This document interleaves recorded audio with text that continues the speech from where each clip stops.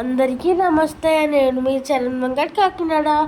ఈరోజు నేను team India 2025 ICC champions trophy గెలిచినప్పుడు సంబరాలు జరుపుకున్నప్పుడు వైట్ కోట్స్ ధరించి మనకి కనువిందు చేశారు. ఎందుకో మీకు తెలుసా? ఇప్పుడు మనం తెలుసుకుందాం. ఈ తెల్లకోట్ సాంప్రదాయం ఎక్కడి నుండి వచ్చింది, ఎప్పటి నుంచి ధరిస్తున్నారు, ఎందుకు వచ్చింది, ఇది దేన్ని సిగ్నిఫికెన్స్ గా చూపిస్తారు.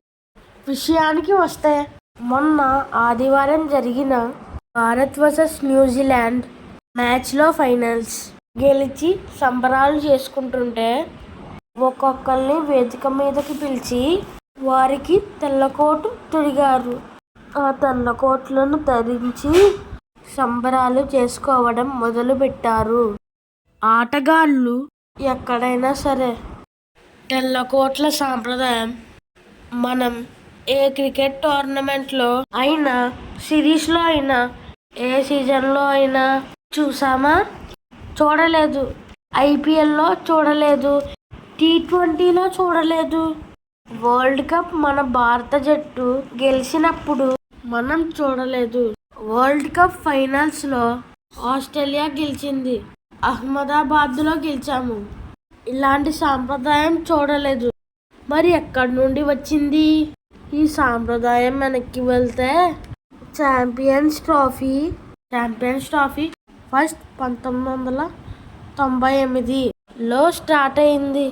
అయితే అప్పట్లో దానిని ఛాంపియన్ ట్రోఫీ అని పిలిచేవారు కాదు.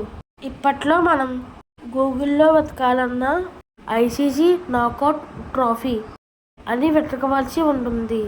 1998లో స్టార్ట్ అయినప్పుడు ఈ తెల్లకోటు సాంప్రదాయం ఎక్కడా లేదు. ఐసీసీ నాకౌట్ ట్రోఫీని ఛాంపియన్ ట్రోఫీ అని మార్చారు. 2002 నుంచి ఛాంపియన్ ట్రోఫీ అన్నది ఉన్నది. అయితే అప్పట్లో గెలిచినటువంటి జట్టు సభ్యులకు వైట్ కోట్ ఇచ్చే సాంప్రదాయం లేదు. 6th ఎడిషన్ 2009 నుంచి మొదలుపెట్టారు ఈ సాంప్రదాయం. అది కూడా ఎవరు తీసుకువచ్చారు? ఐసీసీ, బీసీసీ తీసుకురాలేదు.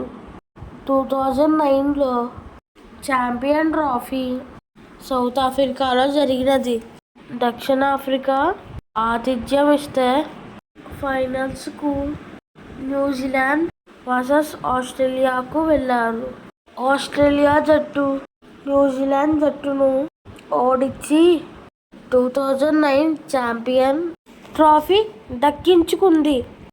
ఆ టైంలో ఆస్ట్రేలియా జట్టు ఆటగాళ్ళు వైట్ కోట్లను ధరించి చాలా సంతోషంతో గెంతులు వేస్తూ సంబరాలు జరుపుకుంటూ మనకు కనిపించారు.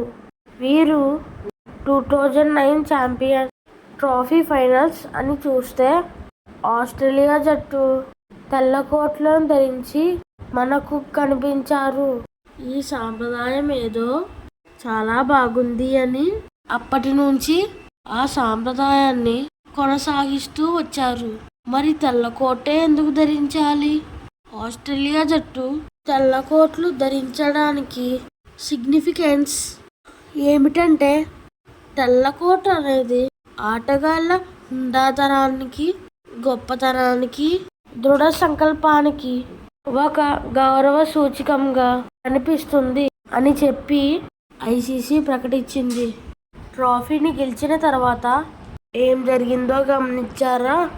జట్టు వారందరూ రాజెస్ ధరించి అరుపులు, ఆనందాలు పంచుకుంటూ డాన్స్ చేశారు. ఆ వైట్ రాజెస్తో మన జట్టు వారు అందరూ మెరిసిపోతున్నారు.